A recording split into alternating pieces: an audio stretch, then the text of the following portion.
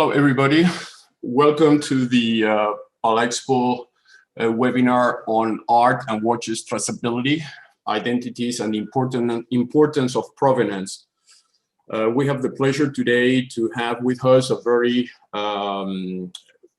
extended and at the same time sophisticated list of experts that they are going to be covering issues related to the digital revolution in the watch industry.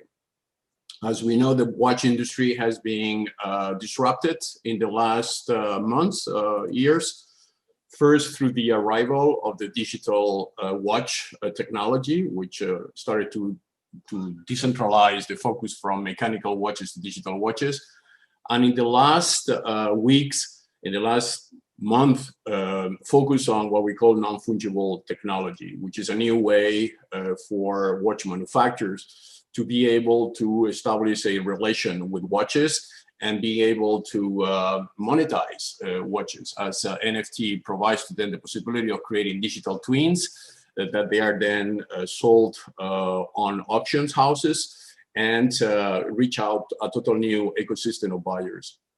The NFTs can also be created directly through digital art. And we have here a very, among us, a very interesting panel that will debate each of those aspects.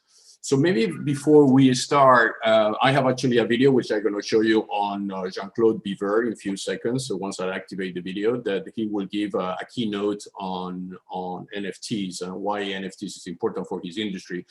But maybe before we enter into the video, I would like to ask 16 a very important point, which is education, right? The new generation of artists, new generation of art entrepreneurs need to get educated with this new technology. And we have the chance and the opportunity in Geneva through the Geneva Business School to provide that type of service.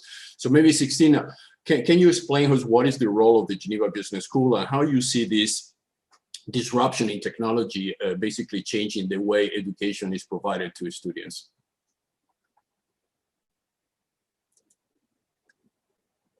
Hello?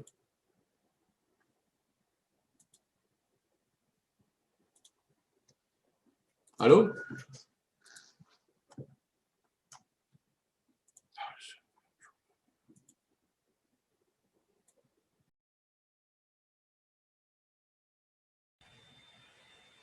Sixteen, you're muted. We can't hear you, unfortunately. Sorry, guys. I'm sorry, I was muted. I apologize. I'd like to thank everybody for having me, and I'm very happy to be here. Thank you, Carlos. I was just saying that Geneva Business School, which is right next to the United Nations in Geneva, have a program of digital marketing, and of course this hype now, and also the pandemic, I must say, has led us to really enhance our offer. We've also decided to specialize in an MBA, which is specialized in fine art, which will obviously be closely linked to the digital marketing. The recent events in the art market with the NFTs and the blockchain, etc., has been very encouraging for us. So hopefully this master's program, this special MBA program will be successful in September. The idea is that we cover all aspects, all 7 aspects of the arts industry, going as much from exhibiting, museology, fundraising to business and money making, and also science, of course. Very important, the scientific aspect of the art market today, which is improving all the time.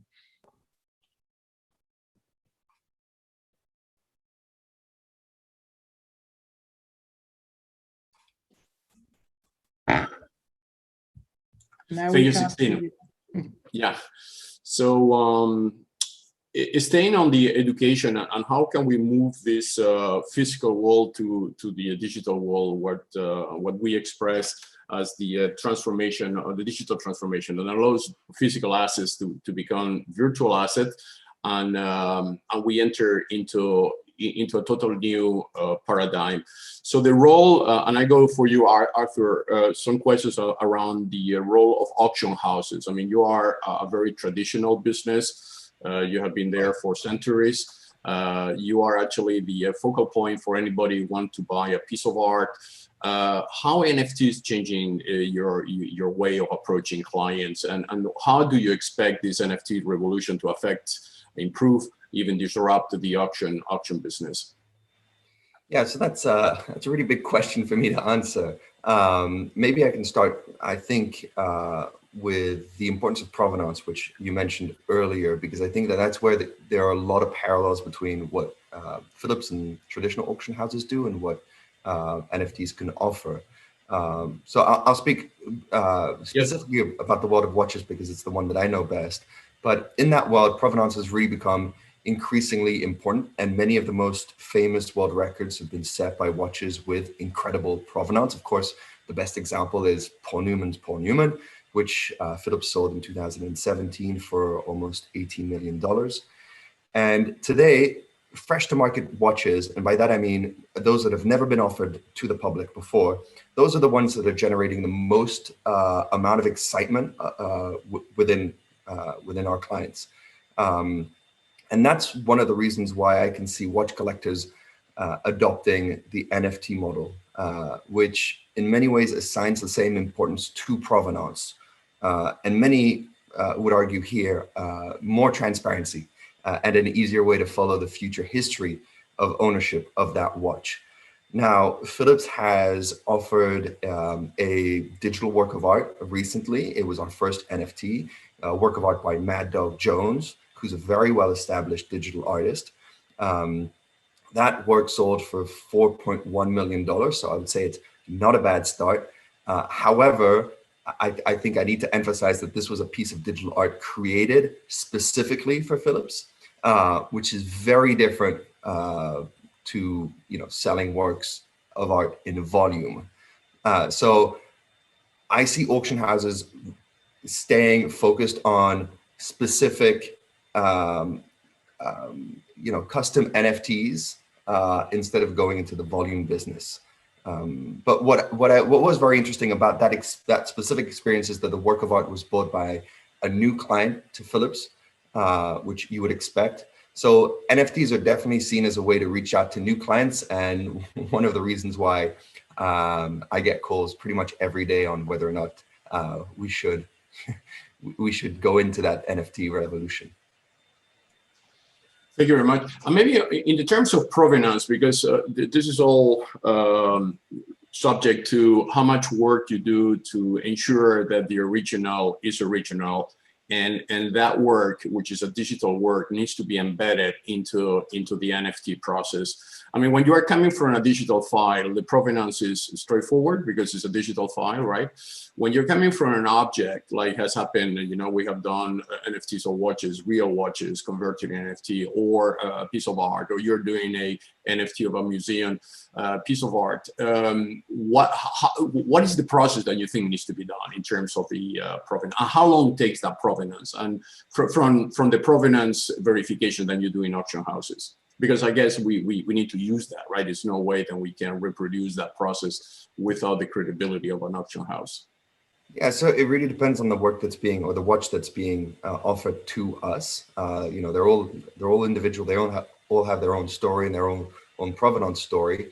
Ideally, I would say, and it's one of the reasons why we're seeing more and more of it, a watch with interesting provenance would come with a lot of documentation supporting that provenance. So let's say the watch is offered by ideally it would be from the family of the original owner. Recently we had a case where we had a diving watch that was worn by a professional diver who had the diving log with every single dive that he had done, written by hand, photos of the gentleman with the watch on his wrist, and many more items and documentation that really supported that story. I would say that if a watch came to us with that kind of story and without the documentation, we would adopt a much more careful approach regarding how we present the provenance. Very good. So maybe as we are in the watch industry and we're talking about NFT, I'm gonna pass a video of a recording I did with Jean-Claude Diver just a few days ago. He was in France and he couldn't join us physically today. but he provided his views on a video which I am sharing with you guys now, and then we can continue the discussions.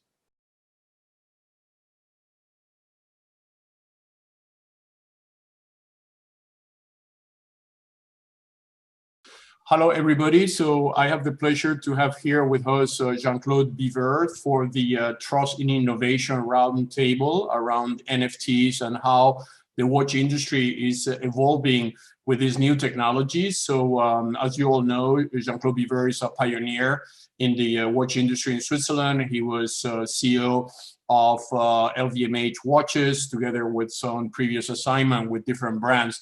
So he's the best person for guiding us towards this new revolution. So Jean-Claude, thank you very much for making this possible. We know that you are not in Geneva, so you came through a recorded video conference, but I would like just to welcome you into the event and ask you, what is your views of this new amazing technology, which, as you know, is a lot of hype in one side, but it's a lot of opportunity in others. So maybe you can give us your views as an expert on this industry, the watch industry. Yes, thank you very much, Carlos, for this small interview and question. Yes, I think the NFT has, for watches and for art in general, has an enormous future. And then especially for watches. Why? Because the watch making art has disconnected from the necessity to tell you what time it is. Most of the luxury watches are really not made just to read what time it is. And the timing is a secondary. It was very important in the 19th century, beginning of the 20th, because that was the only reason to have a watch. It was to know what time it is. Today, time is everywhere, on every railway station, in every airport, on every computer, on every phone.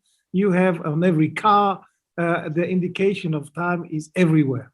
So we have learned to disconnect a little bit from the necessity to tell what time it is. We have other elements, and the other elements are so more important. And what are they? They are, for instance, quality, art, tradition, culture, emotion, dreams, beauty, design. All these elements are today much more important than the indication of time. And therefore, I think NFT has an enormous, is the successor, because on NFT, you don't need to be owner of the 3-dimension. The 3-dimension is an accessory. Eventually, you can buy both. You can have an NFT, and then later on, you could eventually also buy the 3-dimension. But it's not a necessity. It's accessory. So many people will never want to have the 3-dimension, because with the NFT, you have somehow, you also connect to eternity. Art, a watch that is part of a piece of art is eternal, but NFT is also eternal. Both are connecting you or the owner to eternity. So therefore, I think it is extremely interesting for the watch industry to enter the NFT. And I think they are already, and we have done it together, the first Hublot watch that was sold as an NFT piece of art. So I am a big believer in the NFT, but not only for watches, but in general. I'm a believer of NFT. I think it's just a genius evolution of the technology. Still, many people don't understand what it means. Many people don't see how important it is, but that's always with the novelties. And every innovation, every creativity in the beginning is not shared by everybody. That's the definition. That means why? That means it is great when not many people are understanding it from the first day on, but people will follow, and NFT in a few years will be like a standard for in the watch industry. Do you think the new generation that they are now sitting on cryptocurrencies, the new generation will be inclined to enter into the NFT even before buying a watch? Do you think this is a trend that is happening now? I think the new generation might be more interested in the new, I'm surprised when with Tag Heuer we launched the connected watch, and we were planning that we would eventually conquer a new clientele, the younger people with the connected watch. And you know what? It was not the case. The young generation, we find out, has no interest for classical watches. Yes. And I think it's even the same for, or somehow the same for other connected watches. The new generation had really not the biggest interest. The biggest interest was people between 35 and 55 years old. So for the new generation, that might be a great entry point in the watches through NFT. From NFT, they might go to the 3D. Why not? So I see there a clear opportunity. And this is something actually the auction houses will also have an opportunity to play into this NFT role by auction NFTs, right? Companies like Sotheby's, like Phillips, like Christie's, they see a new opportunity. What is your views on that? I'm sorry, my connection is bad. The role of the auction, the question. The role of the auction houses like Phillips. Yes. How do you see their role in this NFT? For the auction houses, it's a wonderful tool to promote auctions. Number one, and number two, to promote, of course, NFT. I think it's a perfect match between auction houses and NFT. It's exactly what they would need, and it promotes both. It promotes the auction, and auction has also to be promoted.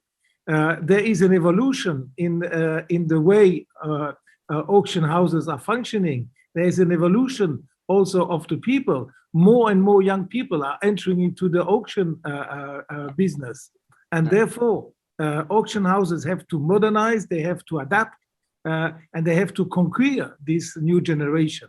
And through the NFT, it might be a great way to get into this new clientele. Okay, so thank you very much, Jean-Claude Biver. Your visionary views on NFT will help the industry to accelerate and will also bring the world together, the watch and the digital watch and the digital industry together. Thank you very much for your time, and it was a pleasure to talk to you. Thank you, Carlos. Have a nice meeting. Thank you. Bye-bye. All the best. Okay, so a lot of interesting points there, which I think they are, disruptive. One of them I took note is that, and he's a pioneer on the watch industry. Young people might not necessarily want to buy anymore the 3D. They are happy with the NFT.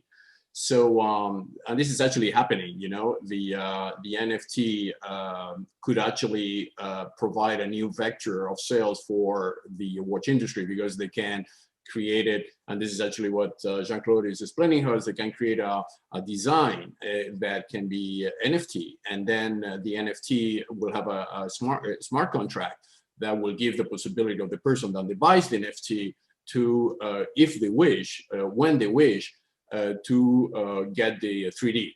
So the brand will commit to manufacture the 3D if they buy the NFT. So this is again a new way of approaching. It's also a new investment, because if I buy a watch, I only get a watch. But if I buy a watch and NFT, I can keep the watch and I can sell the NFT. So as a consumer, I get basically double for my price. So maybe some reactions. There has been some points on Biver for auction houses as well. Any of you want to react? Just raise your hand and you react. And if not, I just continue the panel. Masha, you're mute. Yeah. Yeah. Hi, everyone. Yeah, I would like actually to go a bit back to the provenance question as well. So when I wanted to maybe to expand on that. So when we started in 2013 with Ascribe, and it was the first kind of platform, NFT platform, like we call now, for digital art. And this idea of having owning digital the way you own Bitcoin was very revolutionary at the time. When we started with digital content, because digital is very easily copied and spread on the internet in seconds, and how can you create the scarcity from digital that was the connection with blockchain technology, which is this ledger that nobody can tamper with, and you can only write into it, and you cannot delete from it. So this idea, when we started, and we had a lot of digital artists using it in order to create this connection, this unbreakable link between the author, the creator of the content, the work, so the link between the creator and its work. So proving this authenticity of the piece, right?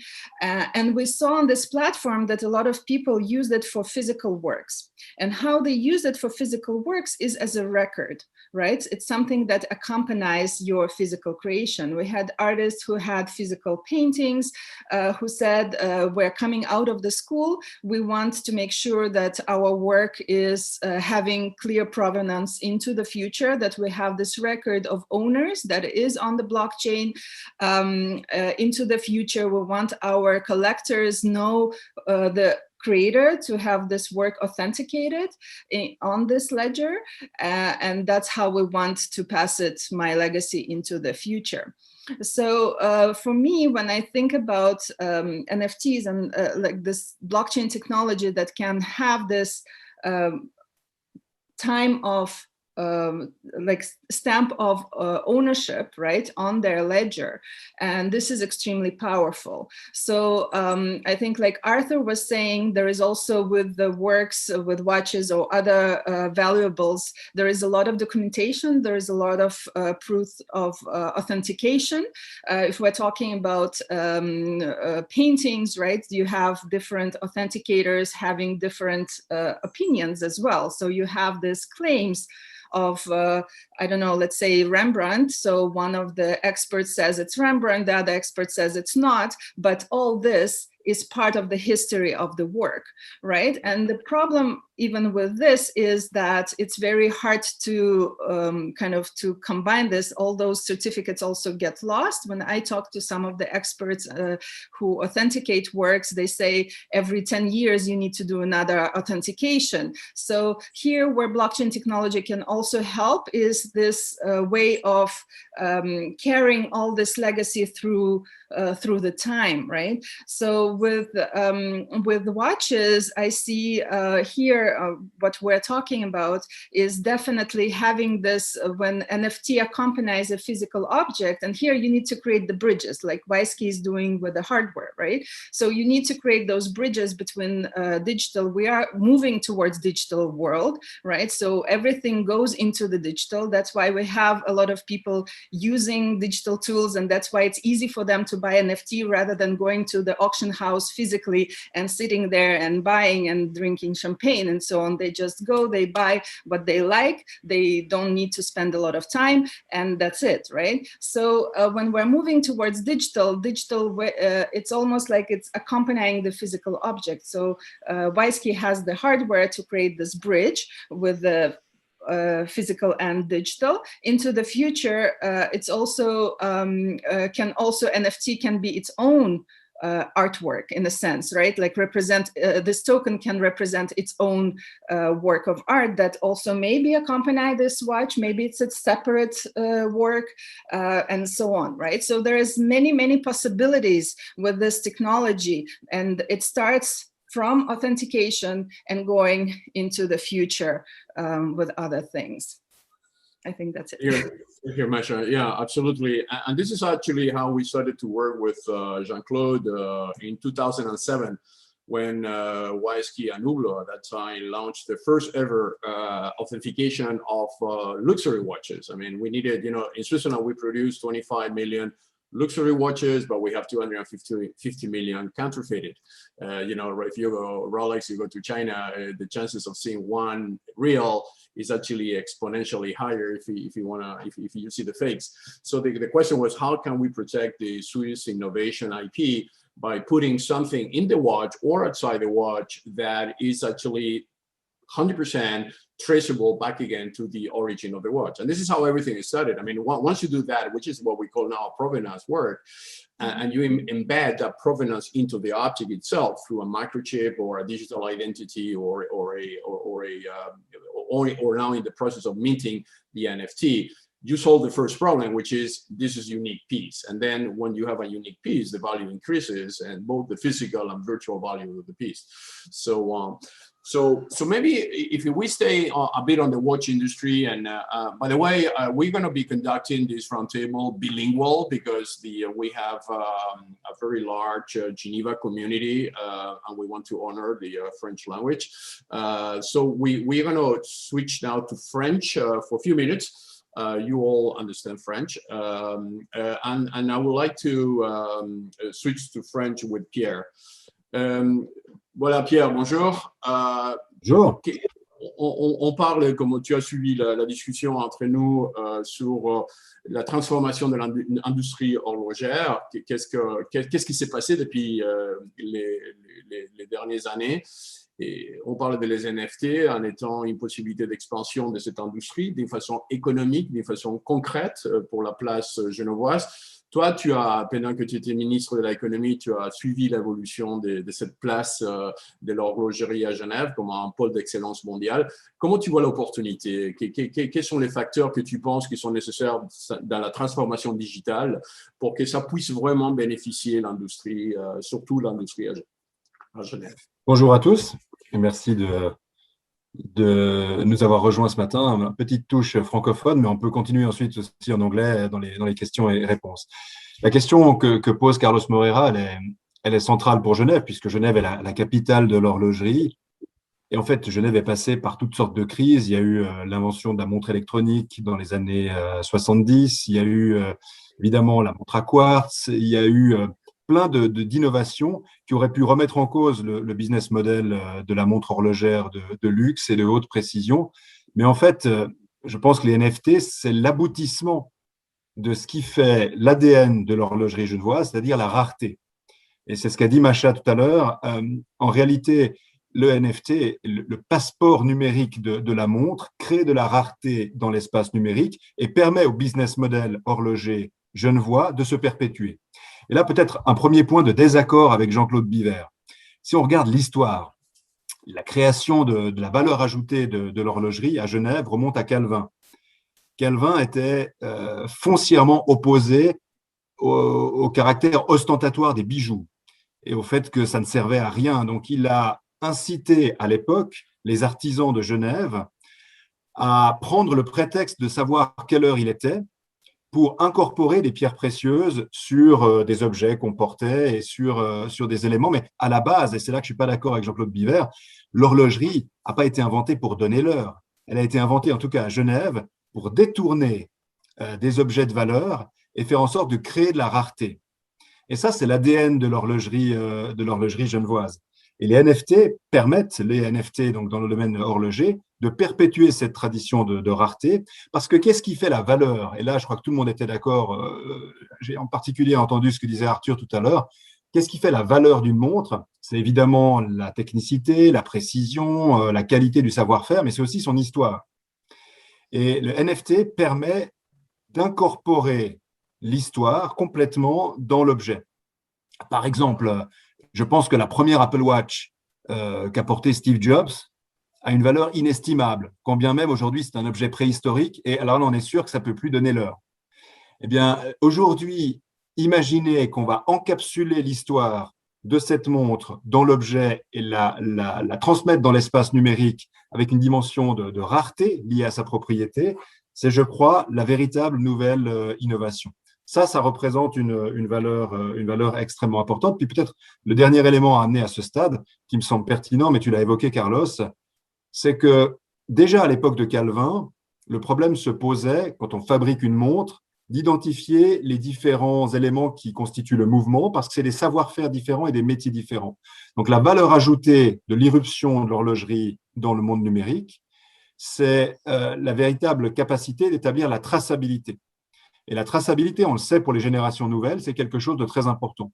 Quelle est l'origine des produits, quelle histoire ils racontent, comment est-ce qu'on peut certifier qu'ils ont véritablement procédé d'une industrie propre. Je pense de ce point de vue-là, le NFT opéré sur l'industrie horlogère amène une valeur ajoutée. Donc, en résumé, on invente chaque année ou chaque siècle selon des méthodes et des gènes ADN qui sont les mêmes. Mais la valeur ajoutée aujourd'hui des NFT, c'est d'augmenter la rareté et l'unicité du produit horloger, et c'est une vraie opportunité pour l'industrie horlogère. Merci beaucoup, Pierre. Ça serait vraiment bien de faire l'NFT des Calvin, de la vision des Calvin, de réduire l'impact extérieur de la montre pour se concentrer sur l'essentiel. D'ailleurs, une question à Sixtine pour toi. Je suis totalement d'accord avec Pierre sur cette vision de l'importance de cette évolution pour Genève. Mais est-ce que Genève elle est prête par rapport les jeunes qui rentrent dans ces marchés à faire face à cette… C'est différent de faire une montre à l'Internet, une montre digitale, que faire une montre physique, on est d'accord.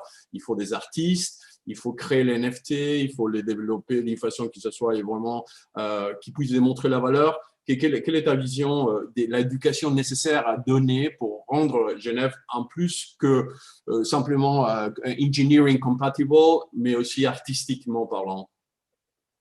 Alors, d'abord, je suis d'accord avec tout ce qui a été dit dans le sens que ça va se passer naturellement. Je pense que les jeunes, ils sont déjà beaucoup plus en courant que nous, et pas seulement pour l'art et le luxe ou des choses, mais sur 3/4. En fait, l'artiste en soi, que ce soit un horloger, un musicien ou un artiste de beaux-arts, il suit aussi son œuvre à lui.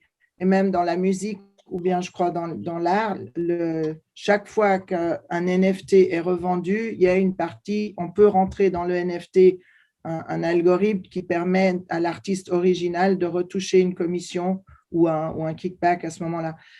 Moi, je le vois parmi les étudiants, ils sont déjà tous en plein dedans. Il y en a très peu qui portent des montres parce qu'ils ont tous leur téléphone. Ils ont déjà cette habitude-là, c'est un naturel en fait.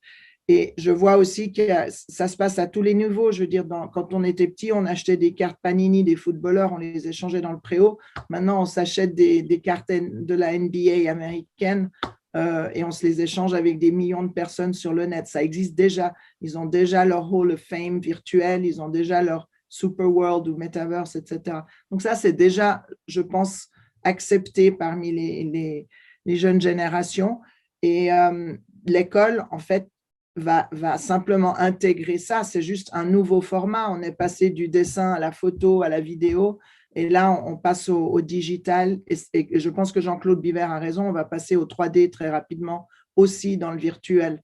Donc, je pense que les écoles ont un grand rôle à jouer. C'est aussi, peut-être ça a été un petit peu accéléré avec la pandémie parce qu'on est tous passés en ligne, genre du jour au lendemain. Donc, les gens se sont habitués, ce qui a permis aussi aux professeurs de s'habituer et puis peut-être les générations plus âgées. Mais je pense que c'est totalement intégré et ça va faire partie du processus maintenant, quoi. Je veux dire, on ne peut pas l'ignorer. It's too big to fail now, je pense. Absolument. So maybe switching back to English and just going with Fabien and ArtNet. Obviously, you have a huge experience running these processes. You have been doing that for so long. You are very much involved in the technology, into the crypto marketplaces, which is where you sell those NFTs. So my first question to you, Fabien, is what is the difference between crypto marketplaces and traditional auction houses like we have been discussing? And how do you distribute the royalties on NFT? I mean, 16 was saying artists are now getting paid with royalties. Maybe you can explain us this process of marketplaces, royalty, and cryptocurrencies, as obviously we are acquiring NFT with cryptocurrencies. Fabian, floor is yours. Yes, thank you, Carlos. So obviously there is a large difference between traditional auction houses and marketplaces that have appeared in the last years. So auction houses are usually older companies, they're established companies. They can bring some interest to the collectors that is more traditional. So what I mean by that is the marketplaces are more of a Wild West. Sometimes there is curation, but not always. Whereas at auction houses, they have this habit of curating the works, of looking at the works very closely and to see if the work has any value for their audience. So there is this question of trust there. In the art world, which is our focus at ArtNet, the trust is not only about the object, but it's also about the quality of the work. And the idea of auction houses is now to bring a bridge to traditional collectors and bringing them a trust on the object in addition to the trust offered by the blockchain. So there is this expertise in physical assets that auction houses can bring into the world of NFTs.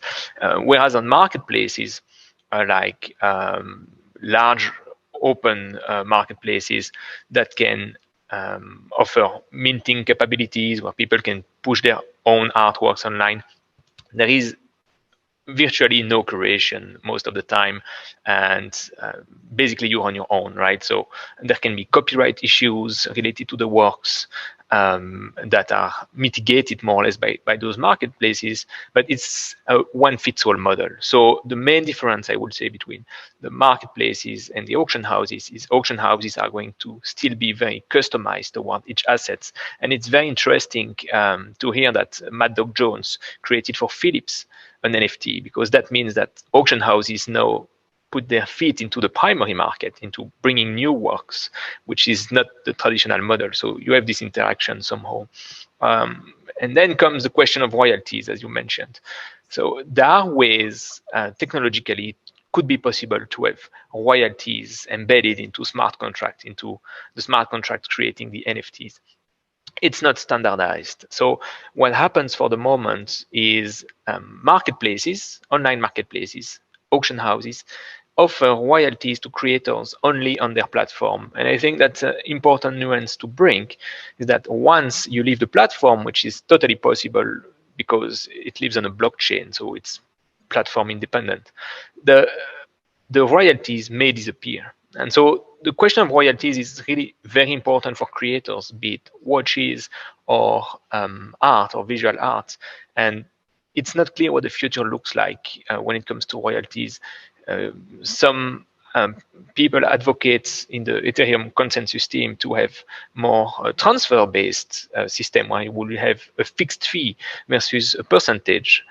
So the idea of royalty as we know it is poised to evolve through time, and those are open questions that are absolutely fascinating to work on.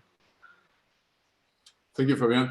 And if we consider an NFT a cryptocurrency of the future, basically, it will gain value as those objects will become unique and they are minted on the blockchain eternally.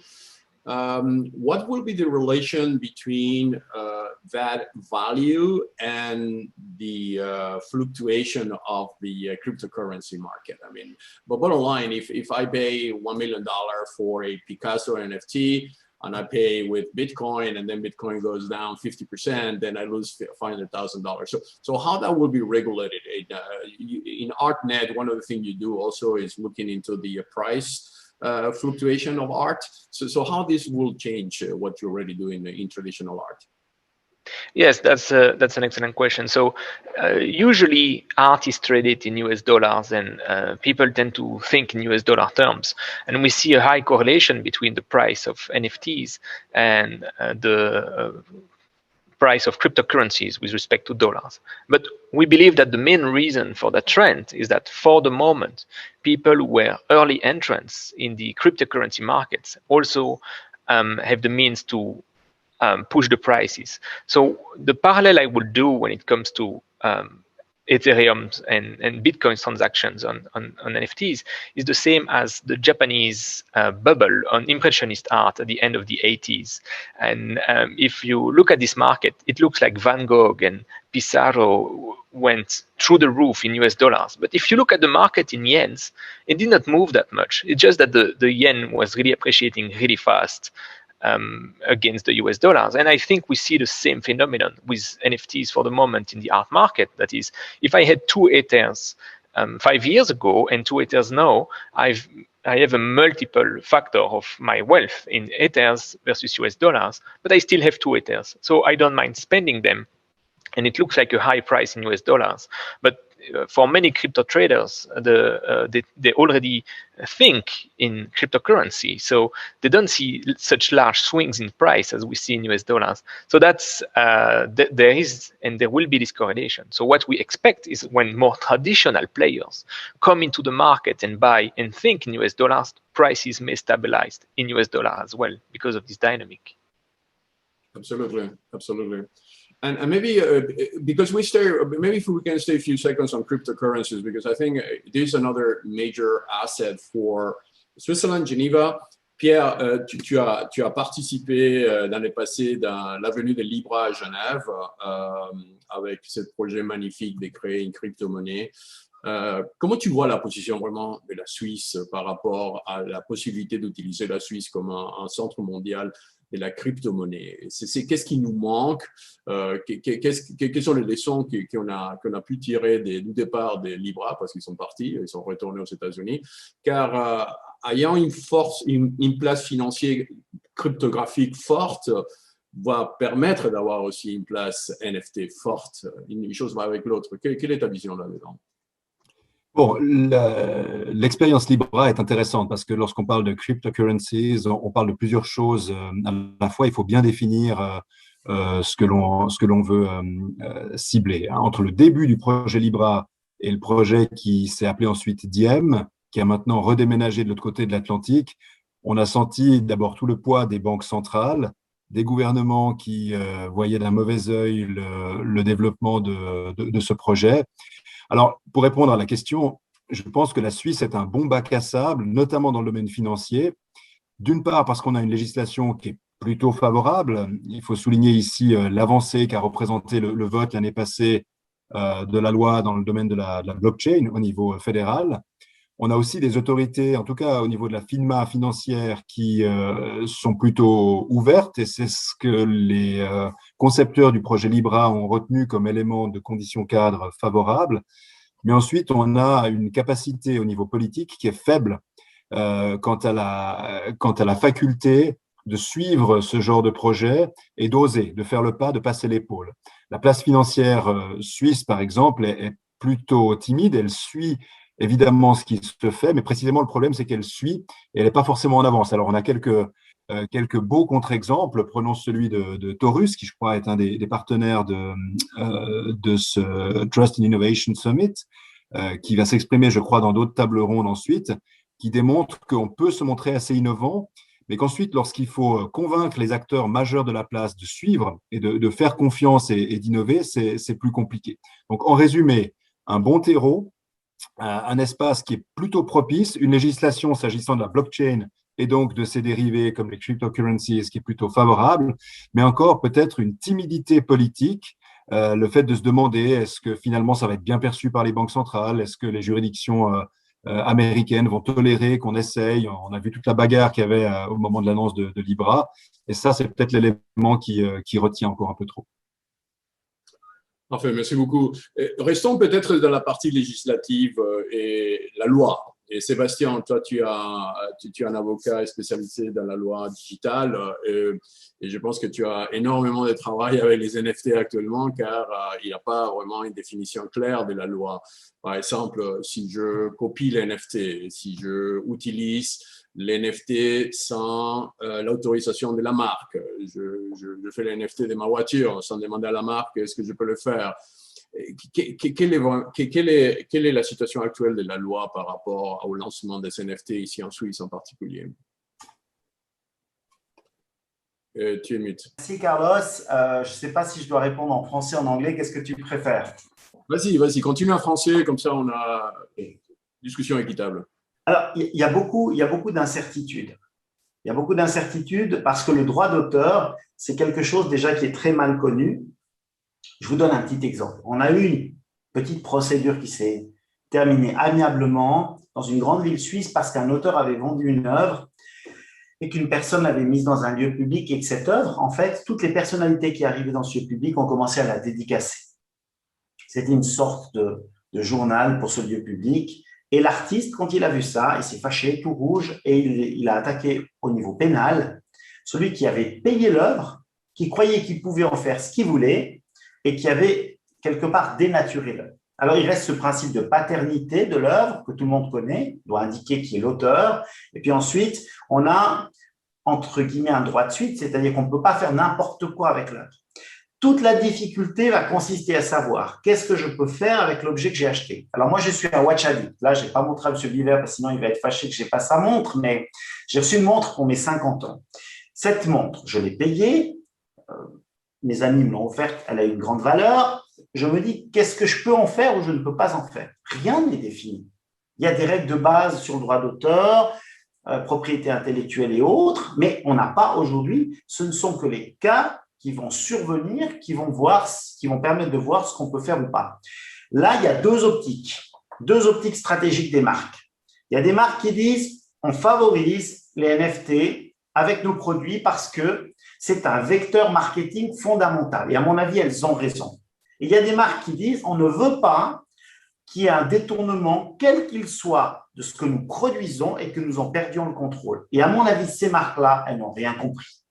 Parce que la deuxième vie d'un article de luxe, que ce soit un tableau ou que ce soit une montre, elle est intimement liée déjà à la possibilité de démontrer le caractère original de l'œuvre, le suivi de la vie de l'œuvre, et puis surtout, c'est un vecteur marketing gratuit pour la marque.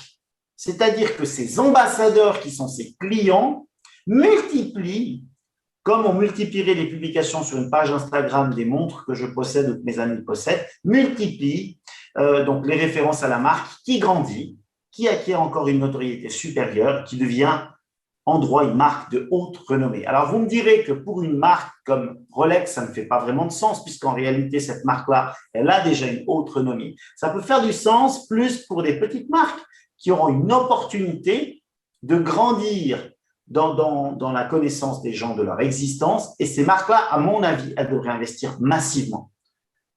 Je vous donne un deuxième exemple. À une certaine période de ma vie, j'ai acheté un Banksy. J'adore Banksy, je suis un fan absolu de Banksy. Le Banksy qui m'a été livré, il avait une attestation d'authenticité qui a été faite par une galerie.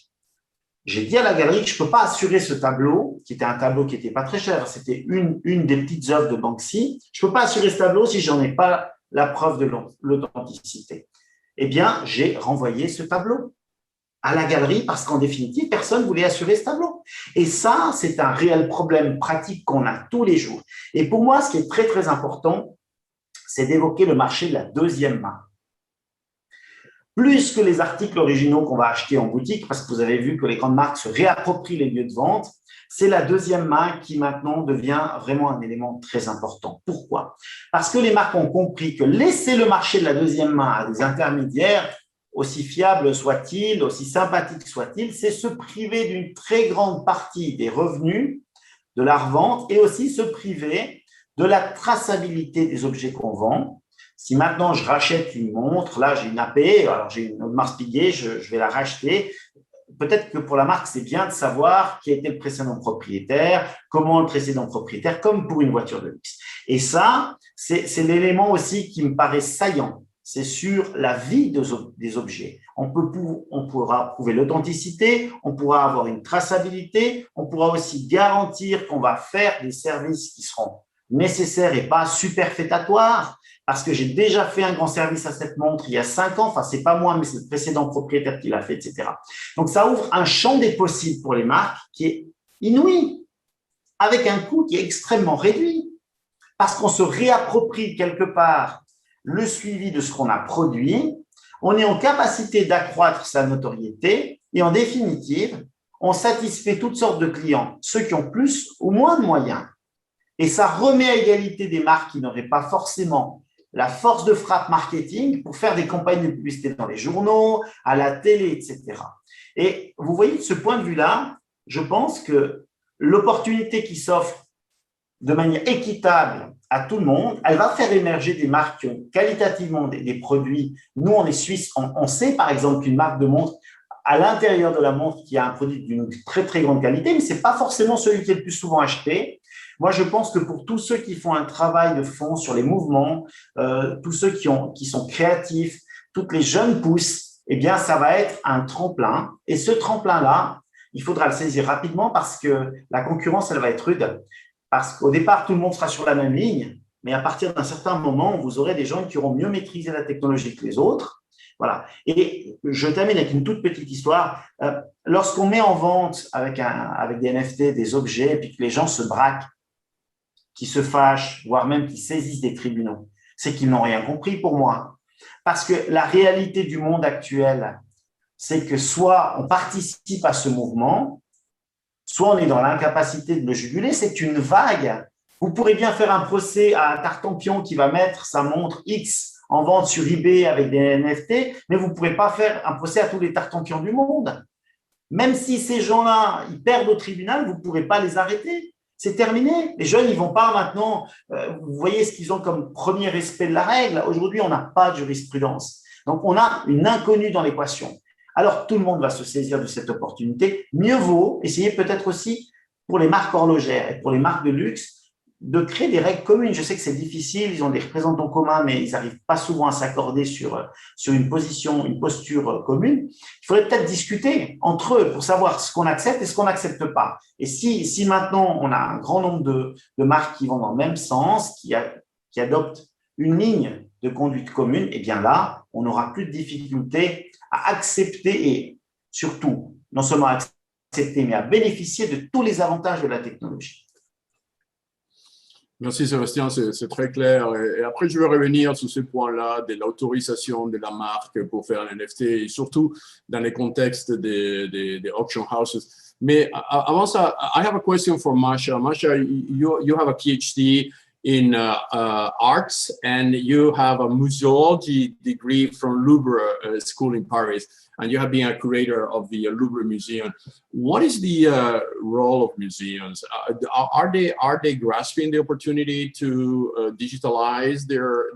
You know, we are dealing with museums and we are talking to them and historical sites, and they're telling me, you know, 70% of the art is actually inside boxes, galleries. We don't even showcase because we don't have the place to do it.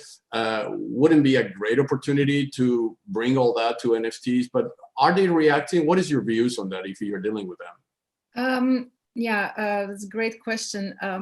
I would like to start, maybe I'll start from the kind of how I see the NFT. For me, NFT, it's technical standard. Right. So it's a way to, it's a token that you put on top of the artwork in our case, right? So it's, some people think you kind of need to twist a bit your way of thinking. It's where people think we create an art and we just put it as an NFT. It's basically tokenizing the work. Right? And this token that you create with the work, it's worth something. And some people pay in Ether, some people pay in Bitcoin, some people pay in other currencies, right? And this where marketplaces that are created, they actually, like you have some of the marketplaces that take credit cards to facilitate and to make it easier for their users. And there are some of the marketplaces that have cryptocurrency wallets built in. Most of them do.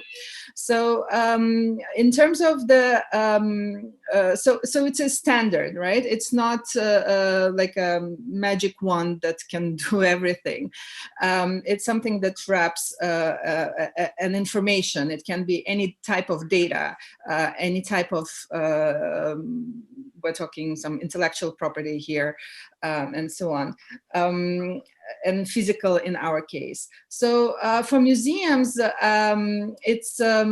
it's in a sense, how do they adapt into the future? And especially now with COVID, a lot of revenues were lost. For a year and a half, most of the museums were not working. Especially in Europe, the museums, they are national heritage museums that are subsidized by the government. They're not allowed to sell their works in order to sustain themselves, like it's the case in US. Definitely this way, because the new audiences, they do come more easily online. They want, sometimes before they go to an exhibition, they want to see the images online, and a lot of museums, they're scared to put images online for different reasons. But this is how we need to kind of rethink the whole idea of museum, like the life of a museum. And definitely NFT can offer different types of new streams of revenue. So in order to, as like some people here mentioned NFT as a marketing tool, here I would like to say that NFT can be also audience engagement tool. It's a tool for bringing new audiences. It's a tool that can engage and create a new ecosystem, like new type of how do you call it? Engage the community, create community, right? And here, for example, let's say a Mona Lisa that never leaves the Louvre, but if you can create an NFT of Mona Lisa and have multiple owners of it, right? And create and engage this community to create new NFTs out of this NFT, artists that can create other works, because Louvre also, for example, uses a lot of contemporary artists working inside the museum, right? So you create this dialogue, and there is other ways, like even a store in the museum can have, like we have prints, right? Does it mean we own the real work? No, we know we own the print, but and like we also need to remember NFT, it's a unique snowflake, right? There's other standards that can have fungible usage for that, right? And you can have like licenses embedded in it that are maybe fungible. And so on. So just kind of keeping it short, definitely for museums, there is a lot of possibilities. Engaging contemporary digital artists with their collection, engaging the audience and creating new communities, just pure digital like way of having a store online by creating NFTs and having this ability for people to buy digital prints, not physical, but digital, that can be canvases for their digital screens and so on. So yeah, I think I'm done.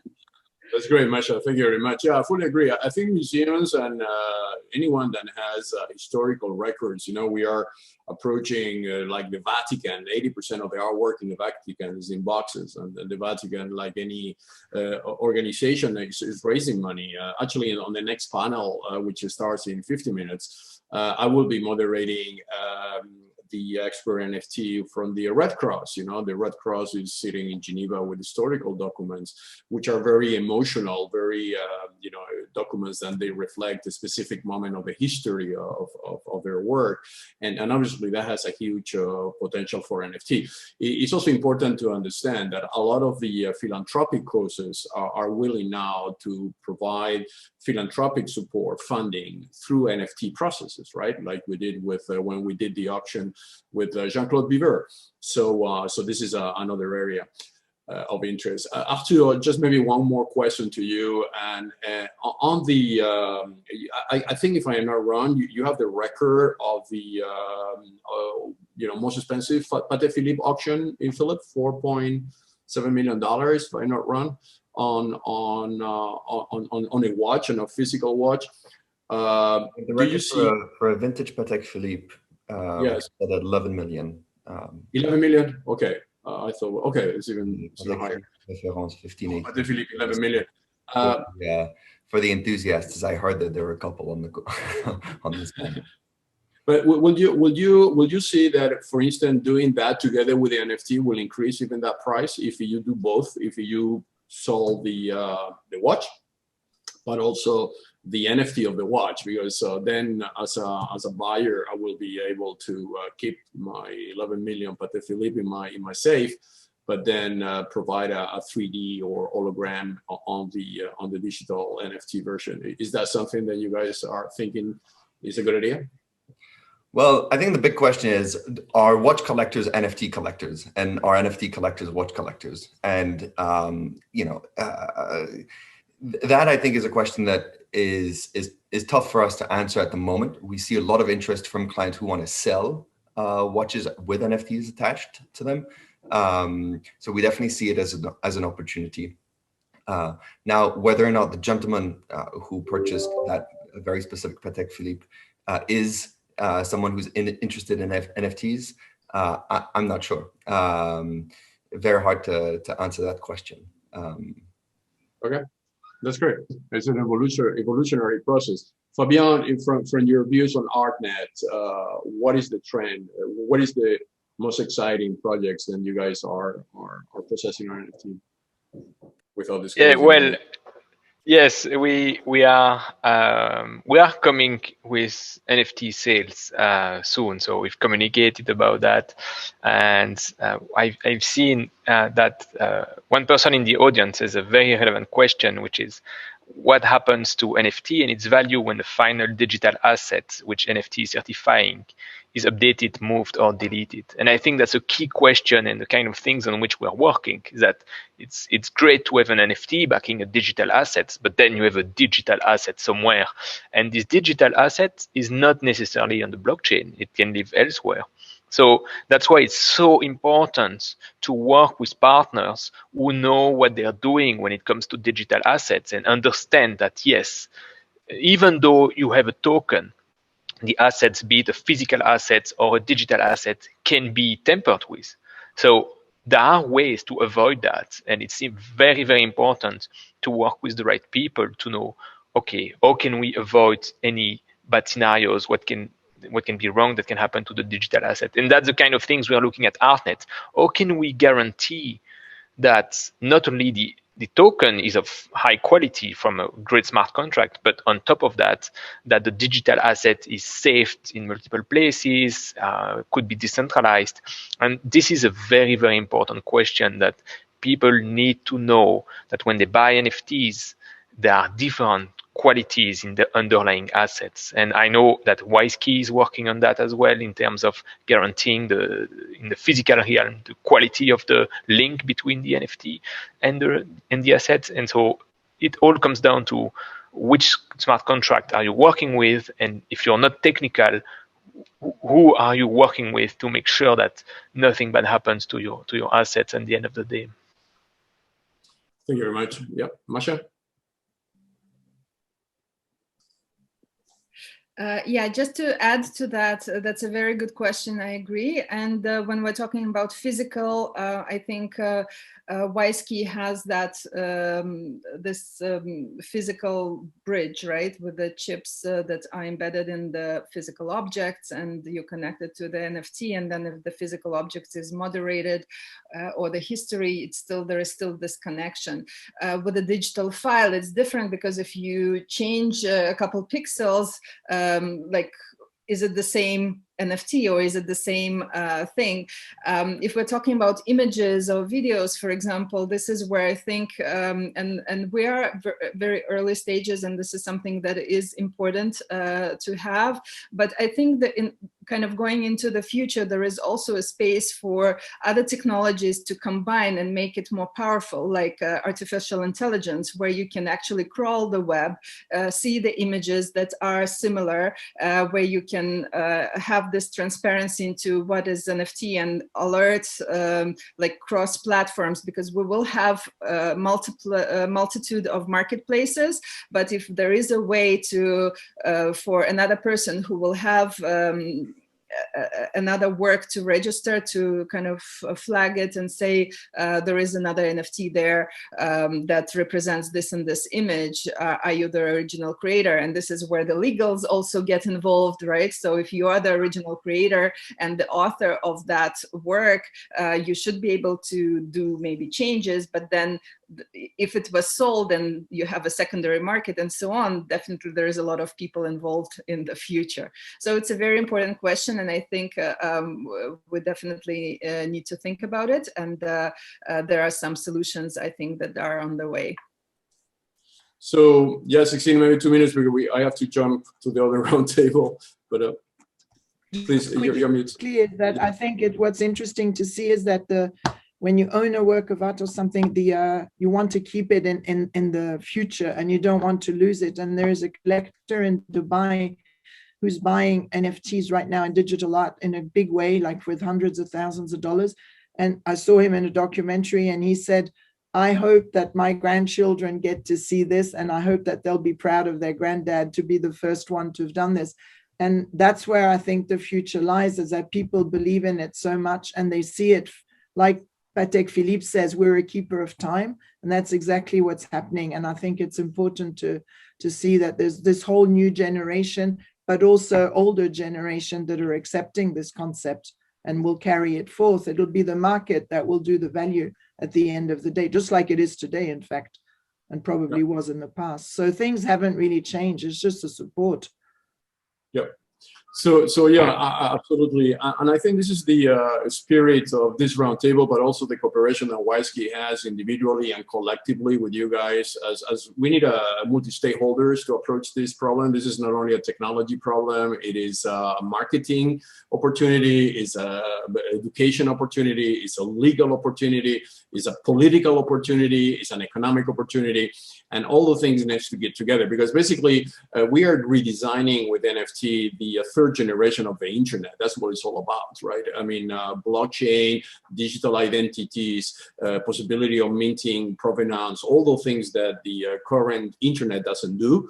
And if we manage to do it, NFT is going to be the activator. It's going to unleash a new potential on the internet. It will become more safe, more transactional. It will become more, as you say, Masha, interrelating between AI, blockchain, and other assets. And it's going to be much more efficient and more secure as well. And we, as a cybersecurity IoT company, this is our top priority. So I have to leave because I am moderating a roundtable, which, by the way, is going to continue discussing, but more now deep diving in the technology itself with Ocean Protocol and WISeKey and a few other experts. So I recommend you guys to join. It's going to start in 7 minutes, and then. May I just say something very, very brief? I promise I'll keep it. I took note of Masha's description of the auction experience earlier, describing it with the champagne moment, etc. Unfortunately, we haven't been able to host an auction with a live audience, so no champagne has been opened in a while. However, I can assure you that it has all over the world, as people are drinking beer in their living room while watching the sales and participating. But the auction houses, at least at Philips, the experience is not as intimidating as that. I personally hated that experience when I covered the auction scene as a journalist. So I would like to extend an invitation to everyone on the panel and listening to the next Philips sale, because it really is something a little bit more casual and where we basically just talk a lot about watches and share our passion of watches. So yeah. We'd love to go. Thank you very much. I will be away also to see everything in action. So thank you very much, everybody. That was an amazing panel, great participation, multilingual. So we did everything. So thank you very much, and see you in a few minutes. All the best. Thank you, Carlos. Bye-bye. Thank